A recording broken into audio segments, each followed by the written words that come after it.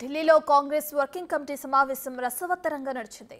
AICC president Mallikarjuna Kharge కీలక comments చేశారు. మెయిన్గా మహారాష్ట్ర, హర్యానా అసెంబ్లీ ఎన్నికల్లో షాక్ తగలటంతో కాంగ్రెస్ లోతుగా విశ్లేషిస్తోంది.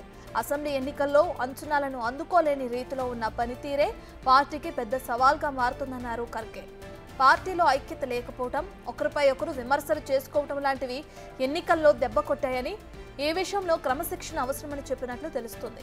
కలిసికట్టుగా పోరాడకుండా పార్టీ నేతలే ఒకరిపై ఒకరు విమర్శలు చేసుకుంటుంటే ప్రత్యర్థుల్ని ఎలా ఓడించగలమని ప్రశ్నించారు.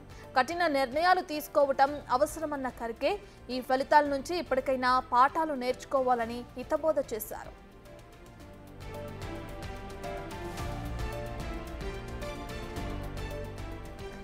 కాంగ్రెస్లో క్రమశిక్షణ ఎంతో ముఖ్యమని, అంతా ఐక్యంగా ఉండాలని, అదే పార్టీ ఆయుధమని సిడబ్ల్యూసీ సమావేశంలో ఖర్గే చెప్పారు. పార్టీ గెలుపే తమ గెలుపని ప్రతి ఒక్కరూ భావించారన్నారు.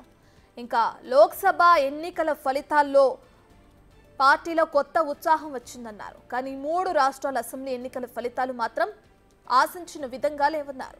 ఇండియా కూటమి పార్టీలు 4 రాష్ట్రాలకు గాను 2 రాష్ట్రాల్లో ప్రభుత్వాలను ఏర్పాటు చేసినా పార్టీ పనితీరు ఆశించిన విధంగా లేదన్నారు ఖర్గే. ఇది భవిష్యత్తులో కాంగ్రెస్ పార్టీకి సవాల్గా మారుతుందనే సూచన చేశారు. ఇక సమయానుకూలంగా వ్యూహరచన చేసి పార్టీని బలోపేతం చేసేందుకు మరింత కష్టపడాలని నాయకులకు సూచించారు.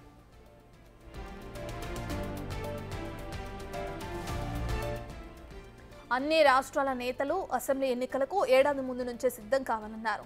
ఈవీఎంలు ఎన్నికల ప్రక్రియను డౌట్ఫుల్గా మార్చాలని చెప్పారు. ఎన్నికలు ప్రచార వ్యూహాన్ని కాంగ్రెస్ మెరుగుపరుచుకోవాలని సూచించారు. అయితే ముఖ్యంగా తప్పుడు సమాచారాన్ని ఎదుర్కొనేందుకు మెరుగైన మార్గాలను అభివృద్ధి చేసుకోవాలన్నారు.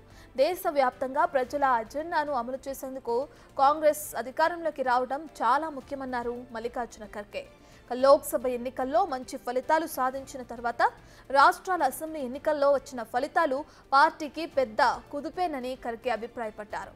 ఇందుకు కఠినమైన చర్యలు చేపట్టాల్సిన అవసరం ఉందని చెప్పారు. ఇక పార్టీని బలోపేతం చేసేందుకు క్షేత్రస్థాయి నుంచి ఏఐసీసీ వరకు మార్పులు తీసుకురావాలని సూచించారు ఖర్గే.